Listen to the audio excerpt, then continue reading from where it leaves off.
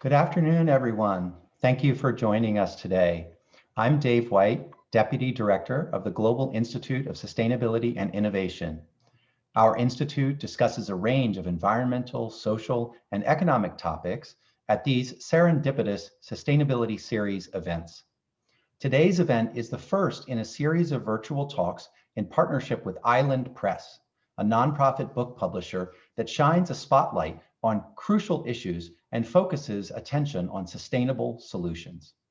In addition to our honored guest today, Professor Shalanda Baker, we'll be welcoming additional Island Press authors who have books coming out this fall. We thank Jen Hawes, Partnership Manager for Island Press, for bringing us these thought leaders. These authors write at the intersection of climate change, housing, energy transition, and activism.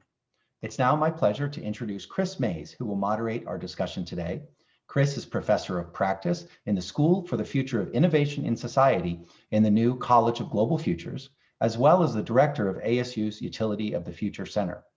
Kris also served on the Arizona Corporation Commission from 2003 to 2010 and is considered by many the mother of Arizona's renewable energy standard. Kris, welcome.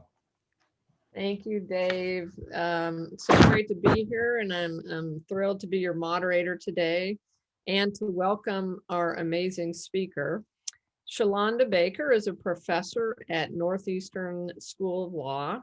Before joining Northeastern's faculty, Professor Baker spent 3 years as an associate professor of law at the William S. Richardson School of Law at the University of Hawaii, where she was the founding director of the Energy Justice Program. Before that, she served on the faculty at the University of San Francisco School of Law. In 2016, she won a Fulbright Award and spent a year in Mexico exploring energy reform, climate change, and indigenous rights. Today, we're here to discuss her new book, published, as Dave said, by Island Press, Revolutionary Power, an Activist Guide to the Energy Transition.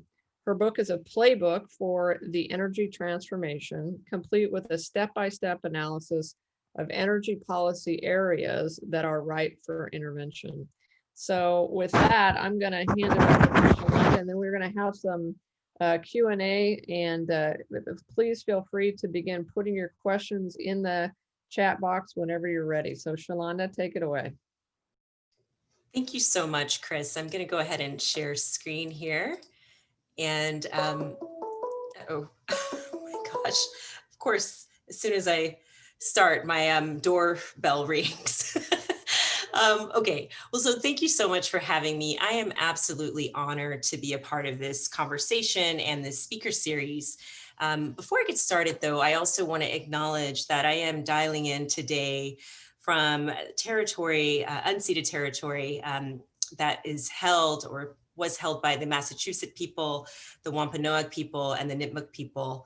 I am honoring them and their struggle as I begin my talk, and I just wanted to do that acknowledgement before I get started.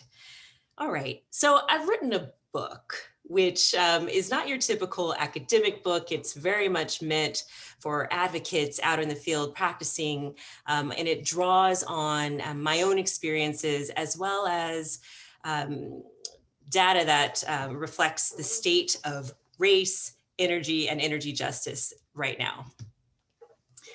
Today, I'm going to take you on a little bit of a journey, starting with my time in Mexico. So here's a slide that reflects an image from my third week in Mexico as a researcher with the Fulbright program. And this is a meeting that was put together by CINER, which is the equivalent of which is Mexico's equivalent of the Department of Energy.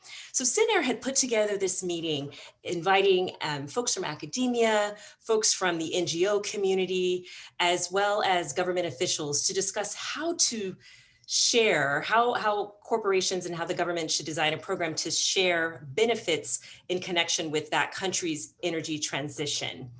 And just as this meeting opened, we had about 30 people from a place called Oaxaca, Mexico, flood into the room.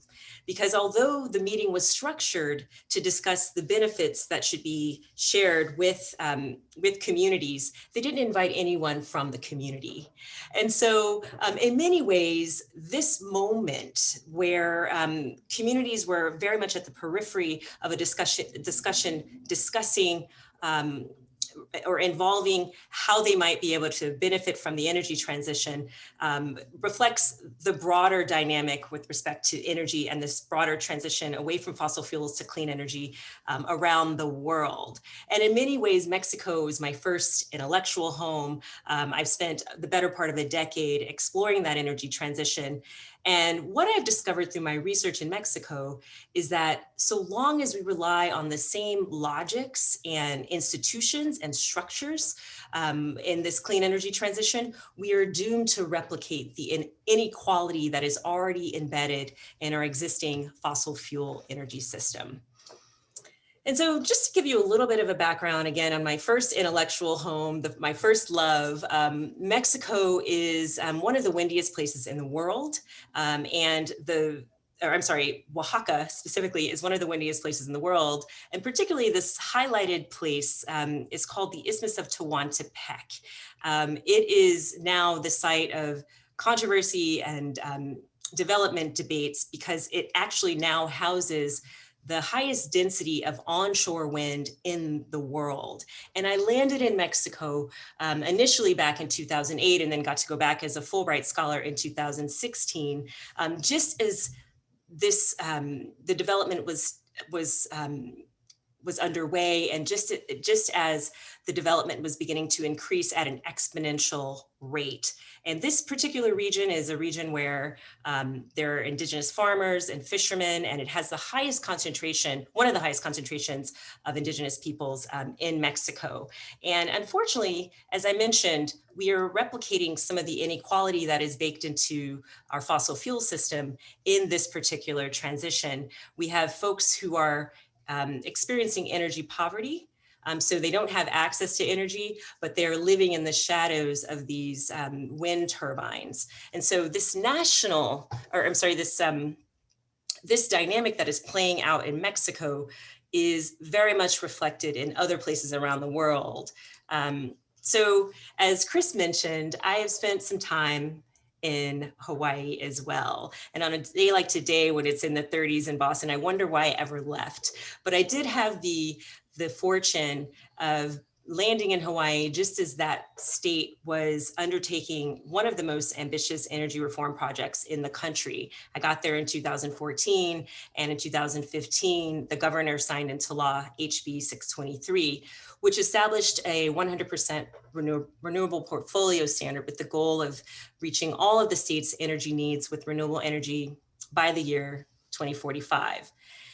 And as I sort of got to know the Hawaii landscape, I realized that Hawaii was actually replicating many of the same problems that I saw through my research in Mexico.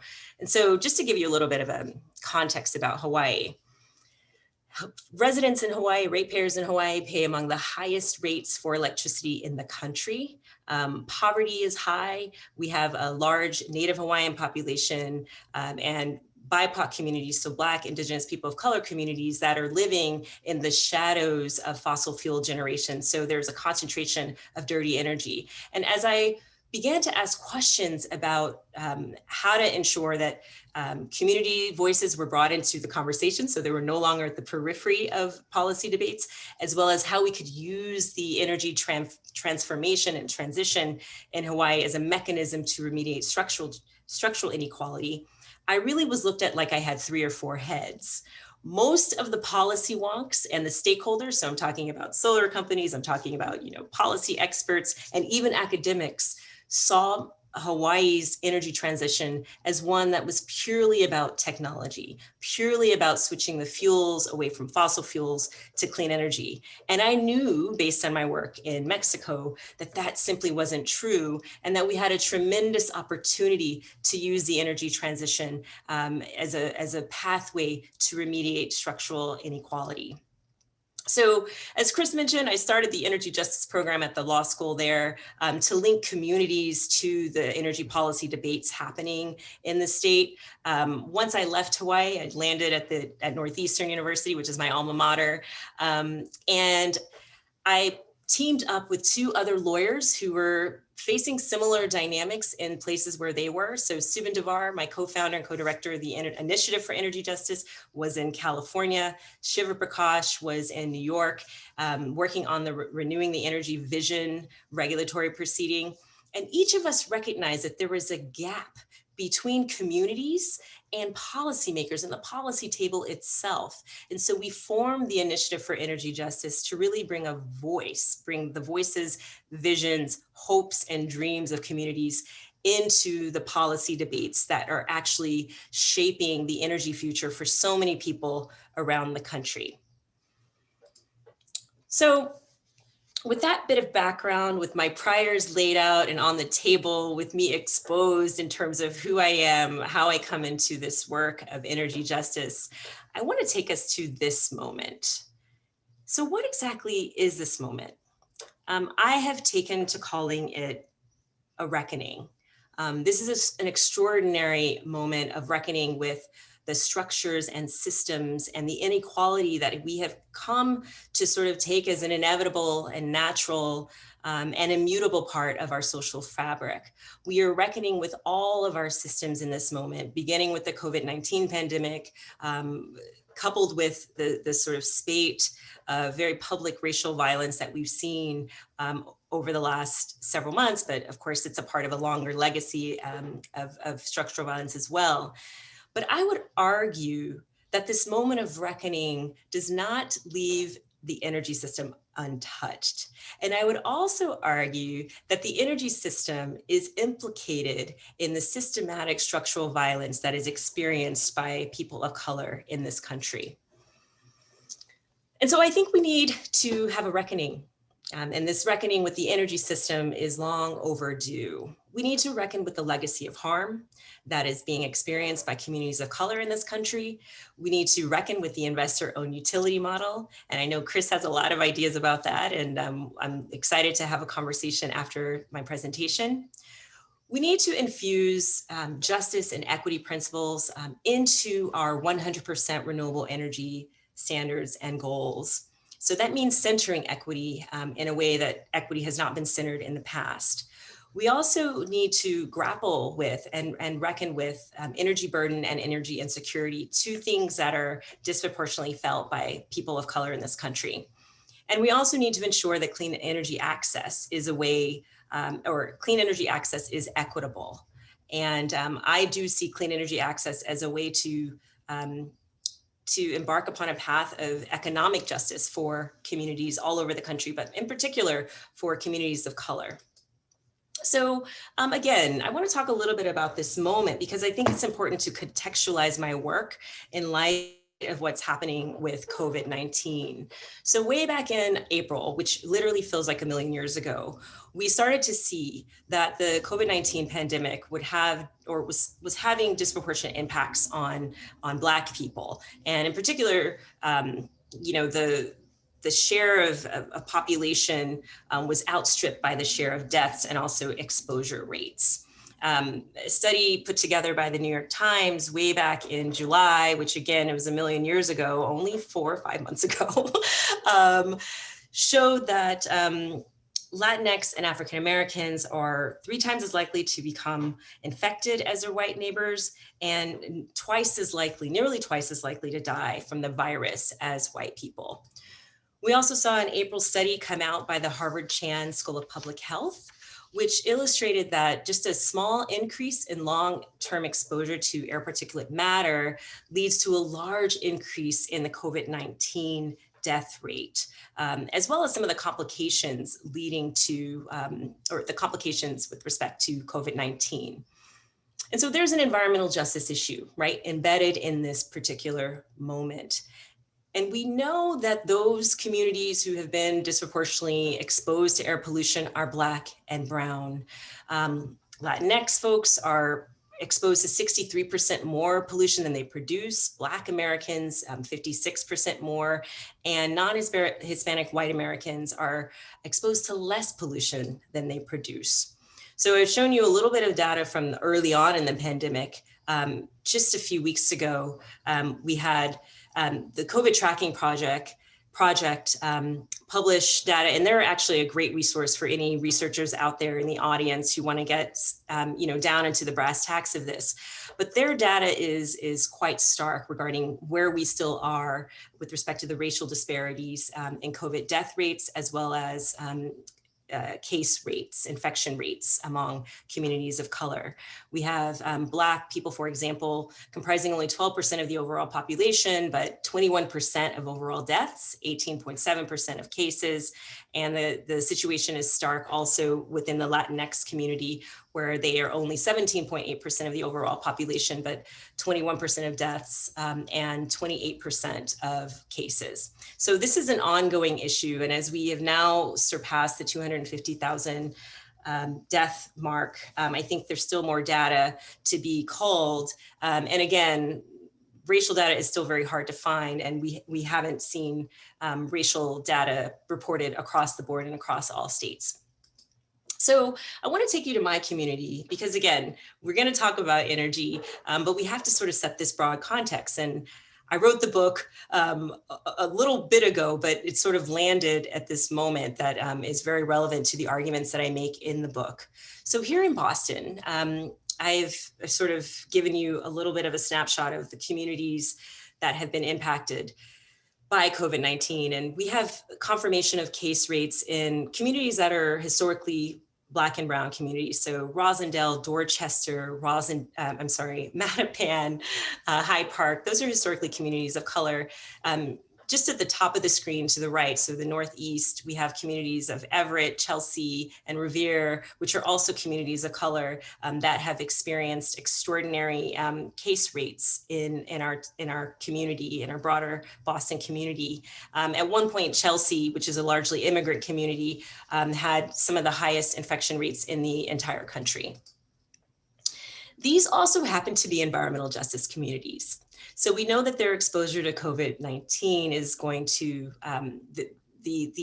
their underlying exposure to air pollution and other pollution will exacerbate their exposure to and the experiences that they have with respect to COVID-19. So this is, again, a pattern that is reflected in the national stats, but dropping down at the very local level, we see it playing out in Boston. Again, I've circled Dorchester, Mattapan, Rosendale, and Roxbury, which again are historically Black and brown communities in the Boston area. You can also look at Everett and Chelsea here on the map, which shows that they are also environmental justice communities. And so side by side, we see a very familiar pattern. I've shown this slide to folks in other cities, and they say, yep, this lines up with us as well. We have high exposure rates in Black and brown communities, which also happen to be our environmental justice communities. And so in essence, the people who have been exposed to air pollution for decades can't breathe. And this connects to the broader moment of racial reckoning that we have. And this is why I am saying that the energy system itself is not immune from this deeper reckoning with racial injustice. And so the picture on the right is actually not from Boston. It's from a town called Port Arthur, Texas, which is both the birthplace and the epicenter of the modern fossil fuel system in this country, as well as the petrochemical industry. And it also happens to be the place where my father's family is from. And I write about my family in this book because they were asking to be written about in many ways. On that side of my family, folks have died too young, and it is because of the toxic exposures that they have experienced for generations. And so coming back to Boston for just a minute, again, I mentioned we're going to talk about energy. And so my team and I wanted to do an analysis of, okay, we know that these folks are in environmental justice communities. How is solar access playing out in these communities? And the reality is, much like the research that has been published over the last couple of years, the reality is that communities of color, environmental justice communities simply lacked equitable access to solar. So here again on the left, we have Roxbury, Dorchester, Mattapan, showing lower levels of solar adoption. Mattapan has a huge circle. I know someone in the audience is looking at that, but that's really a reflection of a lot of solar on a couple of different blocks in that community. But on the whole, there is less solar as compared to more affluent communities, which tend to be wider here in Boston, Wellesley, Needham, Newton, as well as Brookline. And so the thing that I also want to point out, which is not often discussed, or maybe never discussed in the literature, is that not only are these communities, not only do these communities have less access to solar, but when they do have access to it, they don't own it. And so we did a very rough analysis of the way that solar access was playing out in communities of color. And more often than not, the solar is owned by third-party providers. So again, I've circled the communities that we've been focused on: Rosendale, Dorchester, Hyde Park. These are Mattapan. These are predominantly Black and Brown communities that simply don't have the same opportunities for economic empowerment through this solar transition that's happening. And again, it's happening right here in my own backyard, but is very much a part of a national pattern. And so in the last few minutes, I do want to talk a little bit about energy burden and energy insecurity, because they are also a part of this dynamic. Whereas solar development and solar access is sort of a forward-looking thing, energy burden and energy insecurity are things that have been sort of a pervasive part of the lives of people in this country. Just by way of review, for some of you, energy burden is just a reflection of the overall percentage of household income that goes to meet energy costs. That is a largely sort of regressive, the cost of energy is largely regressive. So the lower your income, the more of your income you tend to spend on energy. In some cases, that's up to 40–50% of overall household income, which is really just astonishing when you think about energy as something you need in a very basic way, particularly right now, since we're all at home, many of us, and needing electricity on a regular basis. Energy insecurity is simply lacking reliable access to uninterrupted energy sources at an affordable price. Okay, and so energy burdens are high, and of course, they're high for low to moderate income folks, as I just mentioned. And this is a map put together by the Union of Concerned Scientists that shows where energy burden is sort of higher in this country. The darker the color, the higher the energy burden. And so we see that in the Northeast, down to the Southeast, and then pockets of the Pacific Northwest and Southwest. And so again, energy insecurity is when you're simply having to make tough decisions about meeting your energy needs. EIA, the Energy Information Administration, put together this survey back in 2015 that really painted a terrible picture of energy insecurity in America. Over 30% of Americans report some sort of household energy insecurity, and that's a range of different things that people are experiencing on a day-to-day basis. Of course, those burdens are disproportionately felt by people of color. We have Hispanic and Latinx folks, 45% experiencing some sort of energy insecurity. That jumps up to 52.2% in Black and African-American households. And then it is extraordinary in American Indian and Native Hawaiian households. So energy insecurity is definitely an issue, but it's something that is uniquely impacts people of color in this country. And so again, how does that matter for this moment? Why is that even relevant? Well, we know that we're in a pandemic, and that pandemic has sparked an economic crisis that is very deep. And as a result of the public health emergency, regulators all over the country and some executive branches of government around the country decided to enact moratoria to prevent shutoffs of electricity during this public health emergency. And so this is a slide that was put together by the Center for Biological Diversity, dating back to the June-July timeframe. And we can see that even back then, when things were still pretty bad with the pandemic, there were still many states that didn't have state orders. And then sometimes the state did have an order, but it was voluntary, and that the legally binding orders were quite thin. Our team has been tracking the moratoria around the country. And so there were 38 that were enacted, and week by week, our team is sort of seeing these moratoria expire. We now have only 14 active moratoria, 24 have expired, 5 will be expiring soon. And what that means is that millions and millions of people will be left without electricity as we enter the winter months. And some of those states do have winter protections. But we're also not out of the woods with respect to COVID-19 in terms of the health crisis and in terms of the economic crisis that was spurred by the health crisis. And so we also know, based on the stats that I just showed, that people who will be disproportionately burdened are Black and Brown. And so COVID has exposed twin burdens, right?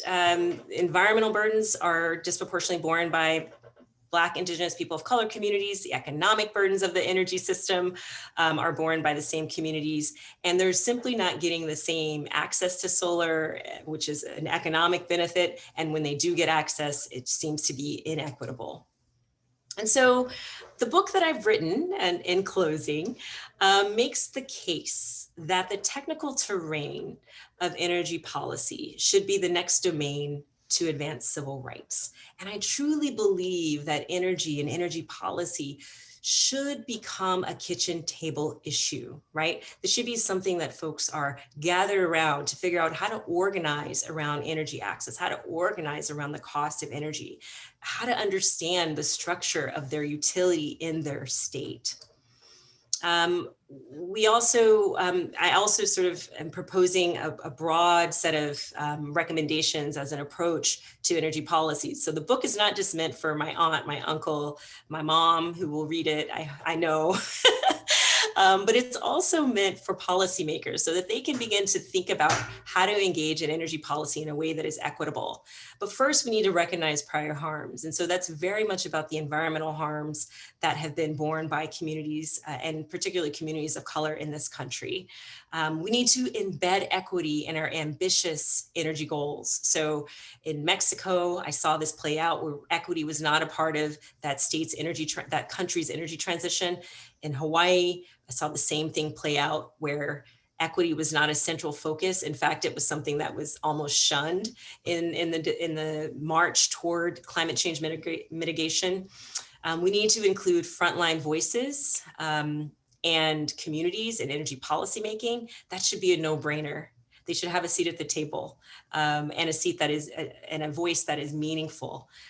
We also need to adopt solar policies and incentives that center disadvantaged communities. And that is because of the legacy of harm that they have borne as a result of our existing system. They have subsidized the system with their bodies. And COVID-19 is exposing in a very stark way that subsidy that Black and Brown communities have historically borne. And finally, we also need to reduce energy burden for disadvantaged communities. That's the only way that folks can get from under the burden of paying for something that should be, in fact, a human right. And so, in short, we need an energy system that stops killing us, right? That stops killing Black and Brown people, whether that's through extraordinary bills or fossil fuel pollution or simply exclusion. So again, this connects to that racial reckoning that we are in, the reckoning that we're having around criminal justice, the reckoning that we're having with other forms of structural inequality should be a part of our energy conversation. We need to reckon with the inequality that is embedded in this energy system. And so I hope that you all are able to get the book. I look forward to the questions in the Q&A, and I appreciate your attention. Thank you so much. Well, thank you so much, Shalanda, and I'll echo that sentiment. You should get this book. It's really good. I got an advanced copy, so get the book, buy it now. Well, it's coming out, I guess, on January 21st, but one can pre-order it, I assume. Yes, you can pre-order on Amazon and also on Island Press, and it's January 14th, so awesome. right when we right before the inauguration. Perfect, perfect. Well, let me take it. Well, I've got so many questions for you, and we have many in the chat. But please, Oh, folks, put your questions in the chat box. I'm going to try to get to all of them.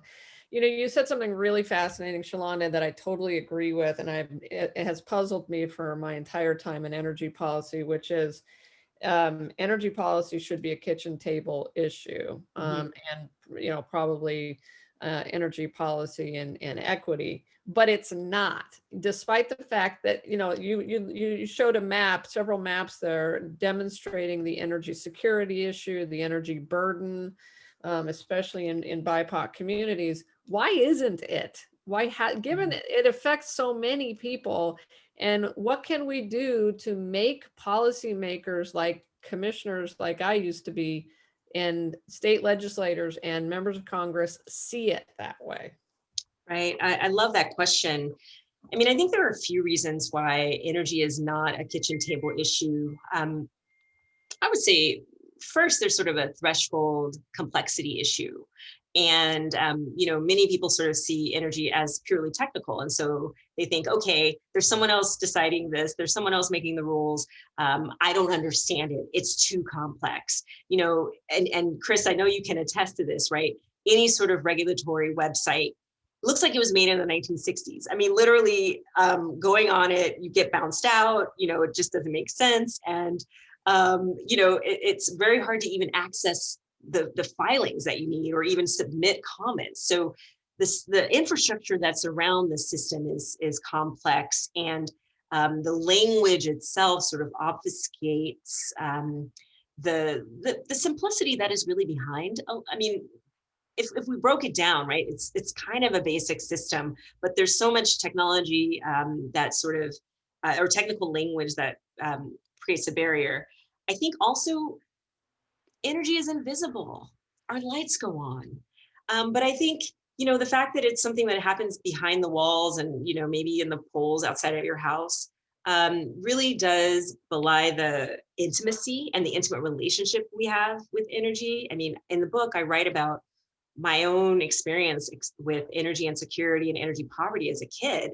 I didn't even know that I was going to end up writing about that, but these memories of being, in bed, having to heat up hot water to take a bath, having to layer blankets on, at night, because my mom was like, we're not putting the heat above, fill in the blank enough just so the pipes don't freeze. So there is this intimate connection to the energy system, but we sort of take it for granted. It's something that's all around us, and it's something that someone out there is making decisions about. It seems too complex. The third reason I would say that energy is not a kitchen table issue is because we have so many issues that are being, so many things that there's so many battles going on around housing, around food, around all these other pieces in the social justice and civil rights community. The energy has not yet made it to that struggle, those broader struggles around housing and other things, other basic rights. But what I'm trying to do in this book is to make folks realize that energy is impacting our lives.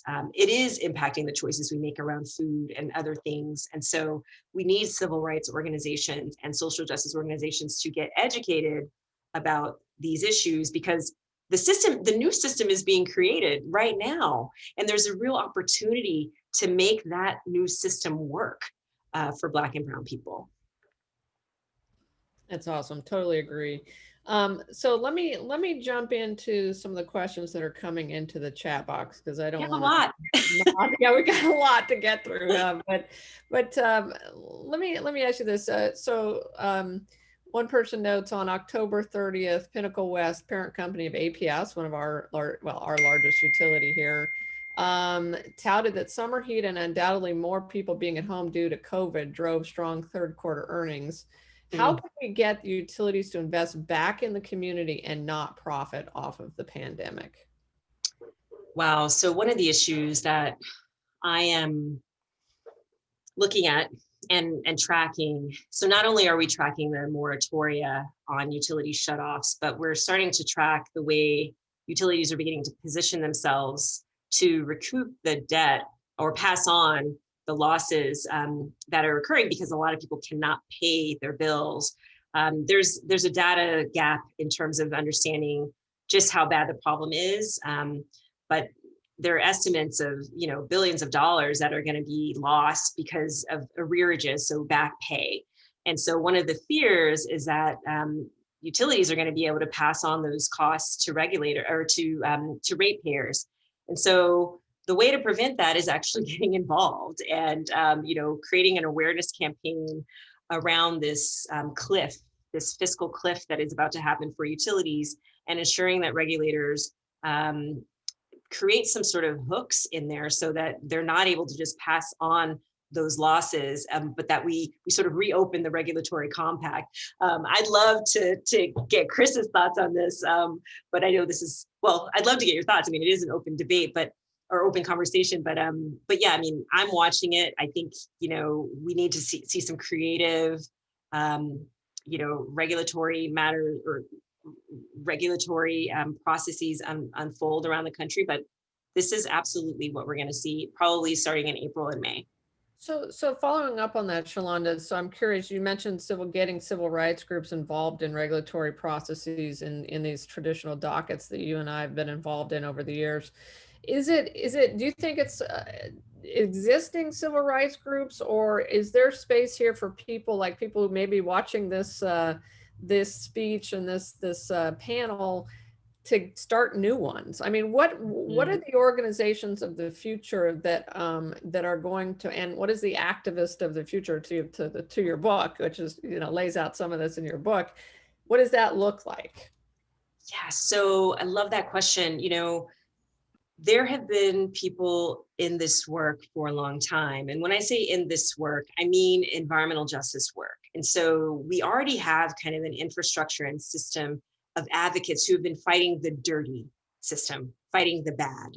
And they've been doing that mainly through the courts and through public awareness campaigns, trying to get fossil fuel generation out of their communities, trying to clean it up. And we also have seen some of the same players in that environmental justice advocacy community step into the climate justice debates, right? And sort of say, we need laws that ensure that we are not made more vulnerable as a result of climate change. We need laws that are focused on resilience, laws that are actually trying to bring more clean energy on the grid. But the energy justice advocacy space is still pretty new.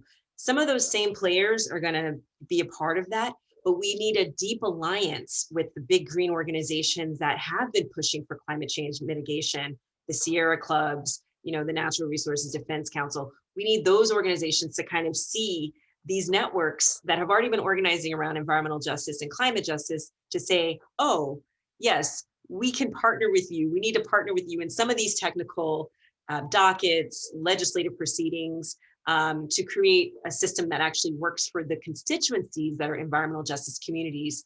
So I think the future is blended. It's labor. I don't talk about labor in this book, but we need a just transition. And I think ASC actually, I'm trying to think what is the regulator in Arizona? ACC. Okay, yes. They, I think, have been looking at just transition issues. And that's going to be another issue that is big as we go into this transition. So we're going to need labor at the table. We're going to need the big green organizations, and we're going to need folks who've been fighting the fight already, but doing so on remediation to be at the table. Awesome. Thank you. So another question from our audience: what legal advocacy and political strategies do you see helping to bring private business on board with addressing greater access to energy and energy equality? And then, of course, I mean, utilities being part of that mix. Right. So there are two things. I think if we look across the pond, if we look at Europe, there is a little bit more equity in terms of sharing the benefits of this transition, and not just building a road or a school or a soccer field, which is what you see in Latin America, where they're like, oh yes, we'll share the benefits. Why don't we build a community center for you? Meanwhile, they're making millions, right, off of that community. But in Europe, it's more of okay, we're going to share an equity interest in this project with the farmer or with the community, so that people can actually have real economic benefits, and that gets the buy-in that is needed for wide scale development. We don't see that here in the US, but I think if we had a system of law and policy to require equity ownership in projects, we see a different approach, and we'd see developers not necessarily seen as the bad guy, but seen as folks that we can partner with in communities. We do have community solar as an option for communities to engage in this transition, and you need developers to be a part of that, and so that's one kind of way that communities can engage. Our team is also doing a deep dive on every community solar project in the country to really understand how those benefits are playing out, because I have some suspicions that it's not really equitable.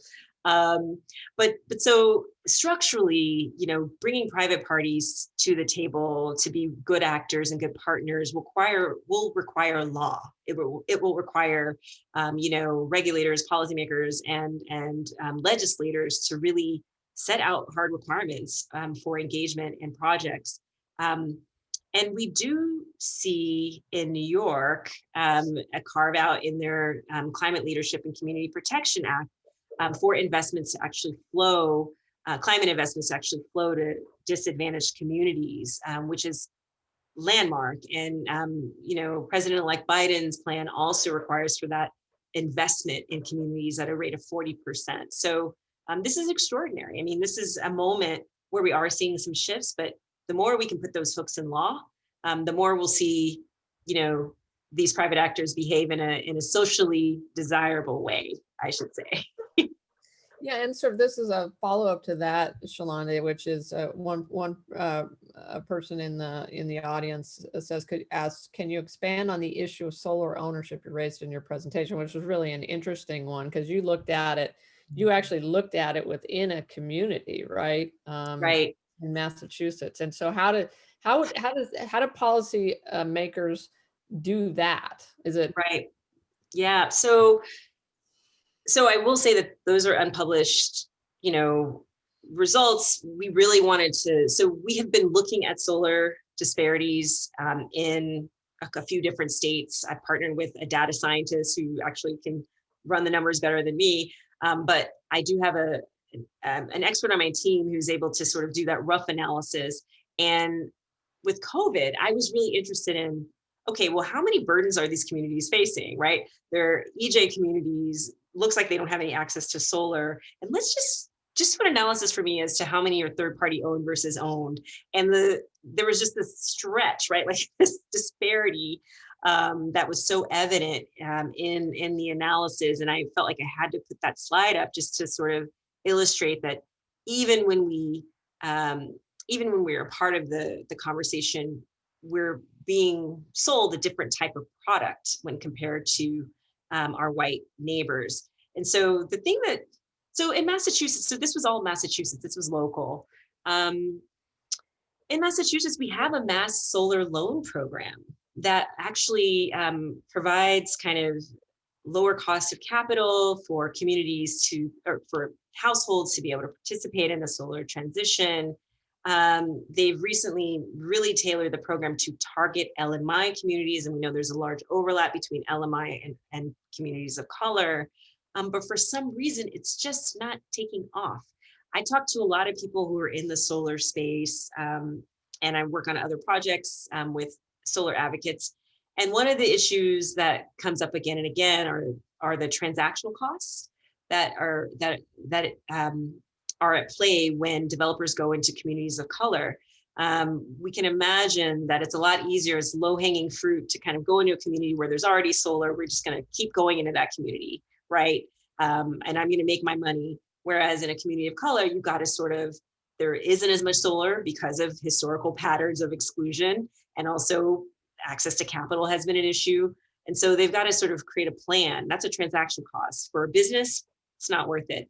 So I think law can do some of this, right? We can create green banks, we can create opportunities for access to capital, but we also need to change the face of the solar industry where we have more, solar companies coming from communities of color or solar companies that are committed to investing in Black and brown communities. So, it's a mixed bag. I don't think there's not one shot that'll cure everything. Oh, I'm sorry, Kris. Yeah. Sorry about that. Yeah, it's a really fascinating issue, and I think it's going to be one that public utility commissions are going to have to grapple with, and legislatures. This one's from a former student of mine, Kevin Hingehold, who asks, how do you think that targeting energy justice can have a greater impact than fighting for social justice, economic, racial, more broadly? Do you worry that siloing energy may lead to less holistic solutions? And Kevin points out he's done a lot of advocacy for low-income utility customers in the past. So what do you think about that? It's an interesting question. I love it. I love it because, for me, energy justice and energy policy is the most hopeful place to be right now.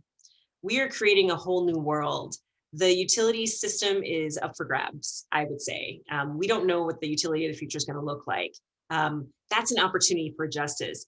It's beyond the sort of clean up my community claims. It's how do I get a piece of this transition? To me, this is true justice. And to me, this connects to other types of justice, because if you have more money in your pocket at the end of the month, you're going to be able to invest in your community. You're not going to be worried about whether to keep the lights on so your kid can study at night, right? You're not making the sort of changes that you don't realize that you're doing because of the energy system. So for me, this is the most hopeful place to be, but we must shape this transition in a way that allows for everyone to benefit. And I would even argue to right the wrongs of the past, right? To put communities of color at the front of the line, because in fact, they have been so mistreated historically by the existing system. So I don't disconnect energy justice from the other aspects of this. There's a part of this conversation that I haven't brought in, which is resilience. We know that Black and brown communities are going to be most impacted by climate change. Look at what's happening in California, right? If I'm a middle-class homeowner, I know there's a fire, or I know that PG&E is about to cut my power, I can go to a hotel. I can go to a friend's house. I can do, whatever to make myself safe. If you are a low-income person, you've got a refrigerator full of food because you just got your check, you've got medicines in the fridge, you have one prescription, power goes out, you lose that food, you lose the medicine. That is social justice. That to me matters. And so we need to think about resilience on top of the energy justice piece. And energy justice does incorporate that as well. But we need policies that are centering and making sure that the most vulnerable among us have a voice. Excellent. We have another question. It's really interesting. Wind and solar avoid prior energy harms by not emitting PM 2.5. So what additional EJ issues remain for these technologies? Is that like a Trojan horse question? There are no problems. No problems with clean energy. It's all good. Let's just go straight down the path. No. There are absolutely supply chain issues. There are life cycle issues. So we need to think about how we're sourcing this stuff. It's not the subject of my work, but I do mention it when I talk about, bringing more clean energy on the grid, because we have to do it in a way that's ethical. This is more so happening in a north-south kind of dynamic where, the global south is sort of supplying all of our clean energy technology. And, we've got kids mining cobalt, right? And it's just, and destroying salt flats in Latin America. It's just on and on. So there's no clear answer. We absolutely have to think about supply chain. And we also have to think about what's going to happen to all this stuff. Once it ends its useful life, how are we going to recycle it? How are we going to deal with it? Wind is actually, for me, the trickiest. When I first started doing the research in Mexico, I realized that there were some significant environmental impacts to wind turbines. The stat that just blew me away was 200 tons of concrete per turbine. What? So that has a fossil fuel footprint, right? And what happens, once the wind turbine is done? Are we just leaving? So yeah, I think it's a smart question. This is not a panacea. We need to have all of it on the table. I don't have any blinders. I think there are a lot of folks in the clean energy space who are like, oh, no, we're not dealing with that. That's a marginal issue. It's like, actually, we have to deal with that too. Otherwise, it discredits the entire transition. All right. So a couple folks have asked, how do you think local governments can incorporate policies to make energy more equitable? And Lauren always reminds me that city governments can move, are most nimble and can move in many cases more quickly, although don't always have direct authority over energy companies. But what do you think about that? Well, I have thoughts. I don't write about this at all in the book, and I haven't written about it. So this is really going to be, based on my work in the field. So we have seen cities take sort of ambitious stances around clean energy and, renewable energy goals.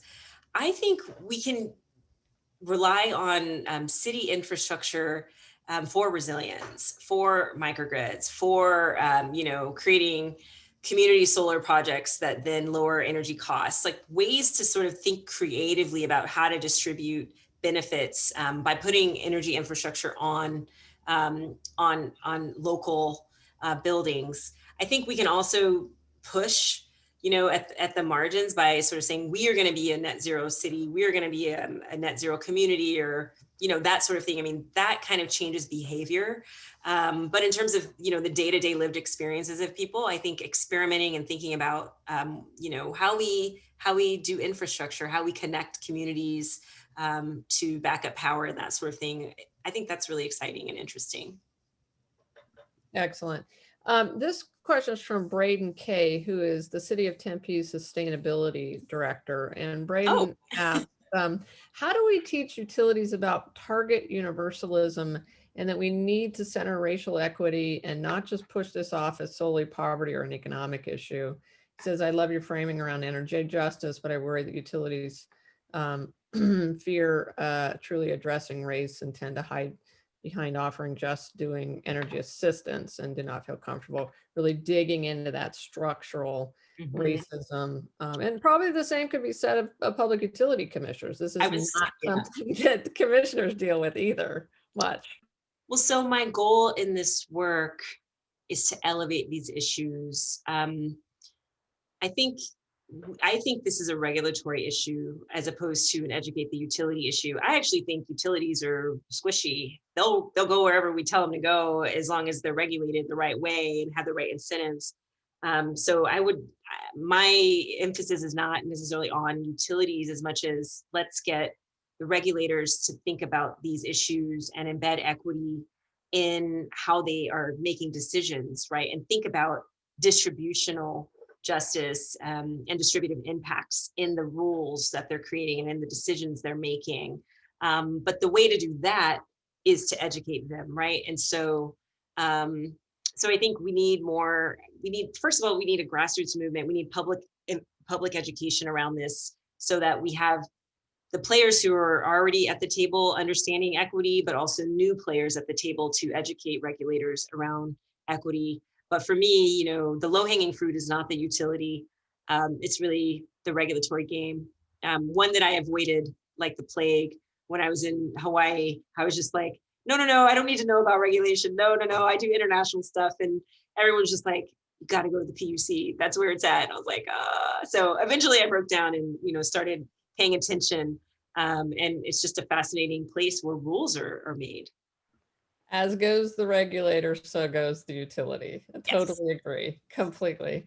This question is from Lorelei Hansen. Would it not also be the case that in many contexts, energy is also big money, and so the incumbent players are not interested in energy literacy, and especially not in energy justice? Yeah, this to me ties to the last question as well.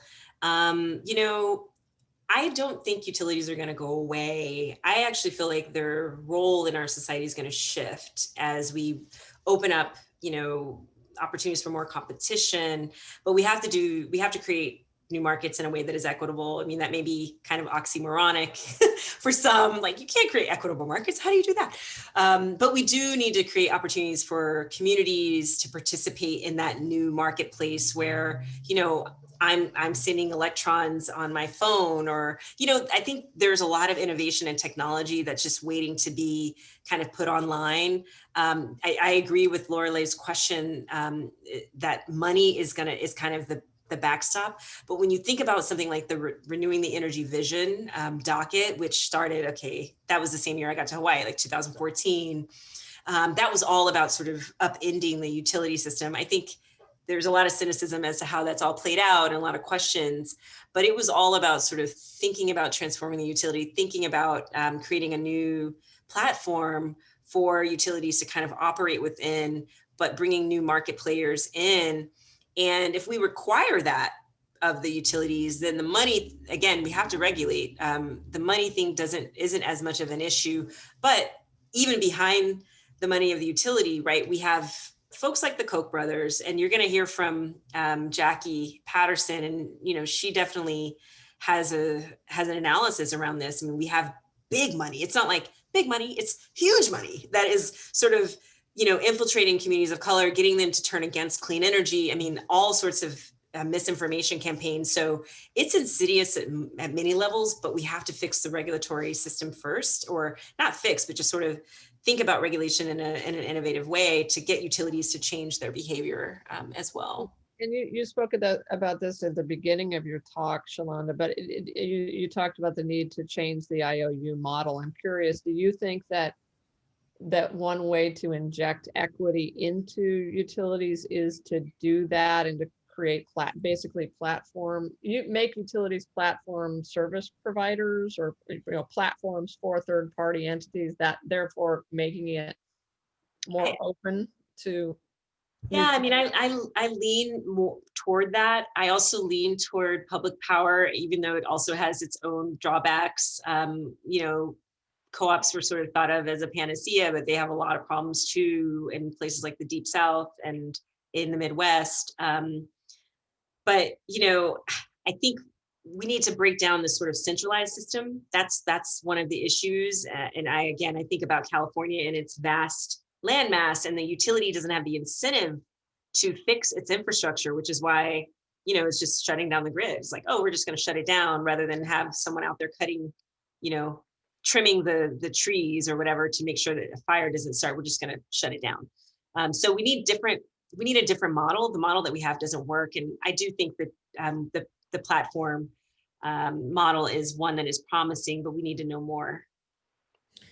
I'm going to try to get one more question in. Okay. And this is from Denise Lalo, who says, we've been talking a lot about inequities in communities in the US consuming and producing energy. Can you talk about policies that address burdens borne by the communities that deal with the extraction of materials that supply energy needs? Ooh. I can't. Coal and oil maybe, or those types of. Right. You know, none come to mind right away, but that question even brings up the dynamic for me with, you know, First Nations outside of, you know, in Canada, sort of being run over by hydro. And we're sort of setting these ambitious goals in the northern states around clean energy and getting hydro, and communities in our cities and towns are saying, no, we don't want to do this on the backs of First Nations folks. Are there ways to make sure that they get some benefits from this, or nothing at all? Like, let's not do it this way. So no, I don't have an exact answer. I would need to think about it. I'm sure in 5 minutes I'll have an example, but now that we're at the minute, just about at the hour, I don't have anything that comes to mind. Well, that's a great, and that's okay. This has been terrific, Shalanda, and I want to thank you so much for this really edifying and fascinating conversation. Again, please, everybody, buy this book. It's called Revolutionary Power: An Activist Guide to the Energy Transition. Lauren reminds me, you can get this book through our beloved local bookseller, Changing Hands, as well. So go out and buy it. It's really fascinating, and it's been our pleasure to have you, Shalanda. And I'm going to throw it back over to Lauren now for some final comments. Thank you so much, Kris. Thank you so much. And Professor Baker, do you have the discount code? I think you posted. You could put that up on the screen again. While you're doing that, I'll remind people that we have a couple more events coming up. And one is tonight, we're showing a free film screening of The Gather about native food waves. And that is taking place at 5:30 tonight. Go to sustainability.asu.edu/events and you'll find the information. We're gonna have the screening on Story Spaces, and then we're gonna have a Zoom talk with Kathleen Merrigan and some other activists right after the film screening. Then on December 3rd, as part of our Island Press series, we are hosting the wonderful Jacqueline Patterson, the Senior Director of the NAACP's Environmental and Climate Justice Program. And her talk is titled, Hold My Earrings, Black Women Lead on Systemic Solutions in the COVID-19 Pandemic. So please join us Thursday, December 3rd. And I'd be remiss to say that our last event of the school year is December 9th, Gray to Green Communities, a call to action on the housing and climate crises. And that will be with author and affordable housing expert, Dana Borland. So thank you all for participating today. And there'll be a recording of this posted on our YouTube site. And thank you so much to Kris Mayes for being a sparkling moderator, and for Professor Baker for your wonderful talk. Thank you. Thank you so much. That was a lot of fun. Great audience. Take care. Take care, everyone. Bye-bye. Thank you, Kris. That was great. Thanks. And sorry we couldn't get to all your questions, everyone. There's so many questions that I felt like I was Lucy in the chocolate episode, Lucy and Ethel, like trying to handle all these great chocolates. So we couldn't get to them all. Sorry about that. Thanks, everybody. Take care. Bye-bye.